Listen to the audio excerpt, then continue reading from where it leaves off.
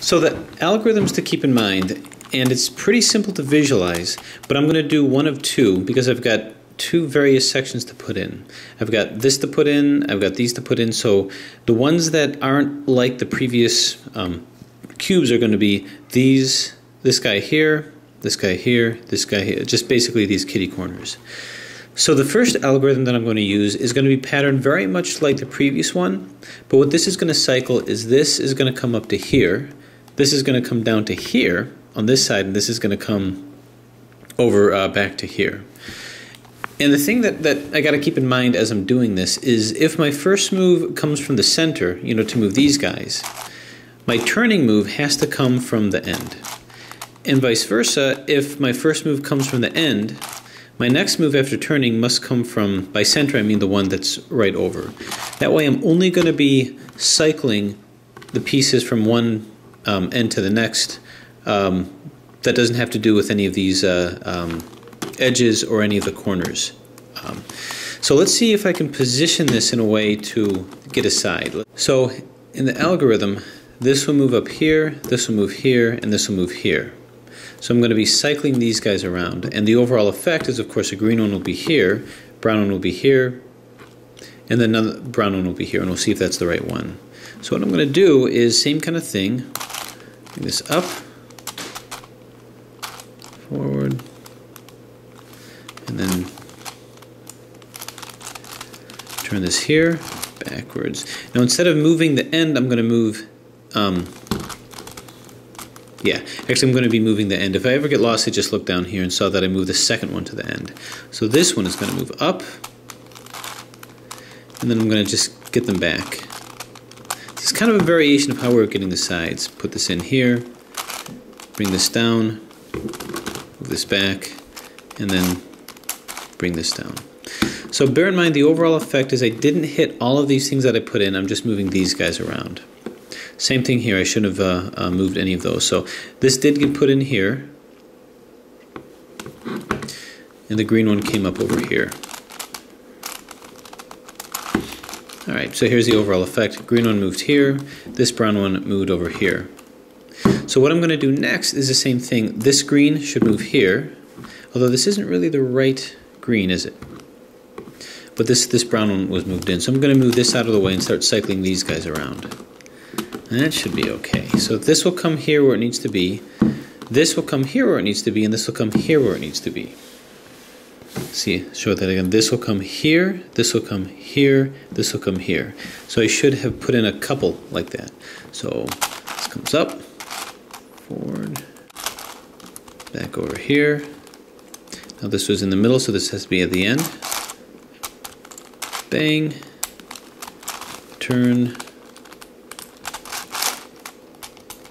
down, turn, and down. And we turn this back to see what happened. Alright, so the overall effect, this was placed properly, this was placed properly. So that's doing pretty good. So I'm going to follow suit. Anytime I see one that's at the end that could be placed like that, what if I were to move it here? Maybe I can cycle it from this standpoint.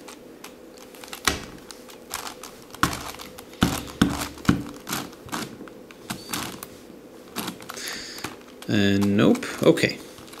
So all of these guys are in, and I can't access these using what I just did. So I'm going to have to change my algorithm a little bit and start moving it in from the end here. So I'll hold that over here. What I want to do now is I want to cycle it from this end over here. So these guys are a pretty good match. I'm going to cycle it from here. So what can I cycle? Well, this can come here, this can come here, and this can come here. And that would be solved. And I'm going to do that by moving it down this time. So this comes down. Okay. Turn. We'll move this one down. Down.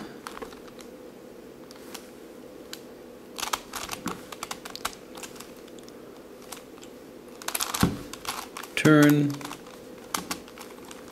This here comes up, turn, and up. Okay, so those are the ones that we cycled. I'm going to turn this around here.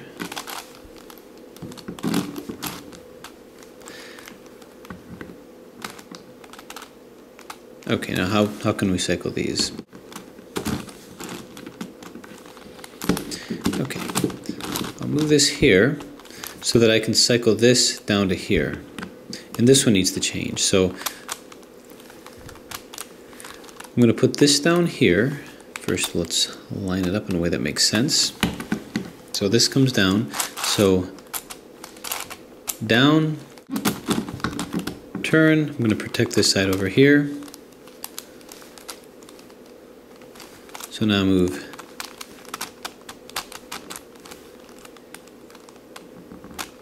this side down. And now start turning them back. Turn this up. And put them back in the order that I took them out. This comes up. Turn. And this comes back. Alright. So that was a little bit more fancy. It really wasn't too much laden in algorithms, but I was able to get my centers. So now I've got all my centers. So let's line them up. My greens are here, yellows are here, browns are here, and whites are here. Just by positioning with a fun little supercube modality. The next step, sides. So getting the sides here should be fairly quick.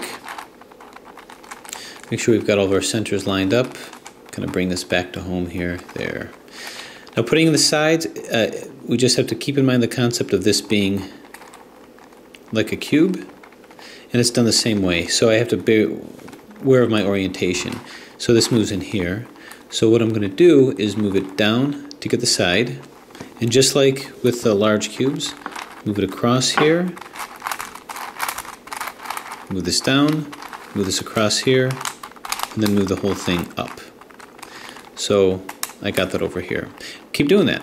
This is fine here, this is fine here, and I just keep solving the sides exactly the same way.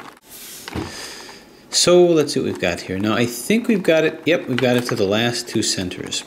So as you recall, there's an algorithm to solve it on a 4x4, which will move this to here and this to here, or vice versa. What I want to do is move this to here and this to here.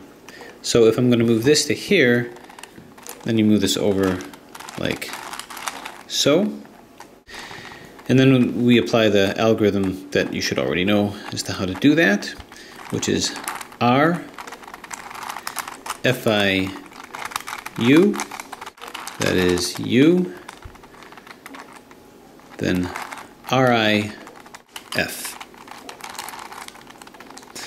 And turn it back from whence it came. Bang.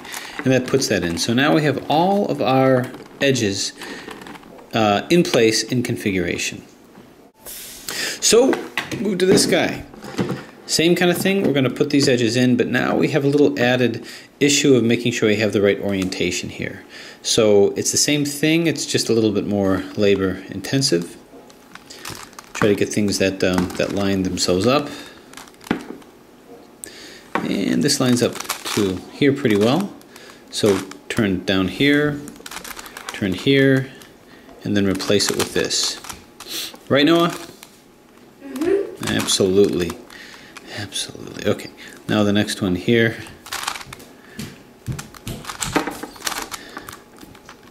And bring this down here. And we go down, turn, turn, turn, turn. Great success. Okay, now we're up to the last two centers of this monster in our fast forward kind of thing. So to get this, let's just put this into configuration. Hopefully we won't end up with parity. If so, we know how to deal with it. So how are we going to do this? Well, I like to move this in configuration, but the proper configuration. So I'm just going to move it down here, put this here. Okay. This will come here, this will come up here. Pretty good configuration. Turn it here. R F I U R I F and bring it on back. Okay. Are we good? We're good. So this got put over here. Now I need to get this down here. This will move up here. But I got to be careful because I may be walking into parity. I can have a parity and fix it as long as I've got two. So I can't just have one. Move this to here, this to here. It's not going to be so good. So I'm going to set myself up for two parities, and I'll show you why for this particular puzzle. See how I can do that. I'm purposely trying to make that happen. This here, this here. So we got over here R F I U R I F and bring it here. This is in, this is in. Alright, so we actually don't have any parity. If we did have parity, you have to make sure that you've got two of the same, because then you can roll it back in. Because by fixing one parity, you're going to rotate this around, put the other parity up here, fix that, and you'll rotate it back again. So now we've got all of these in. So now, this monster. Same thing, we've seen it all before, we just have more to work with, more to deal with. So as a quick example, this comes down here,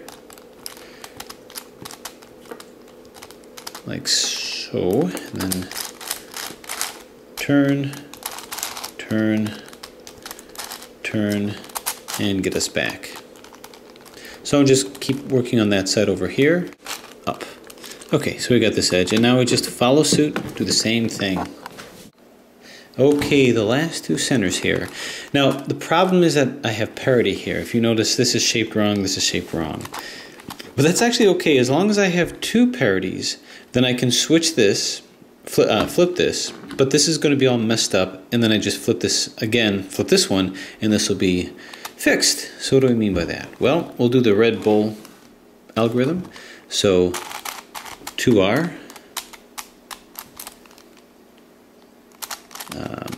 2B, 2U, and L. Red Bull. And then we finish it on with a 2U, RI, 2U, R, 2U, 2F,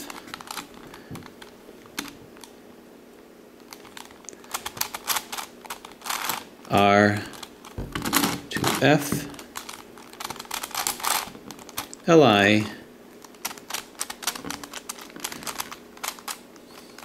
2B, 2R. So joy of joys, we got this back, but look at all this messed up stuff.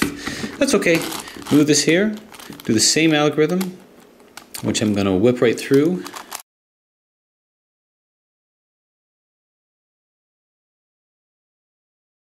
And no worries. So we've got all of our centers and all of our edges.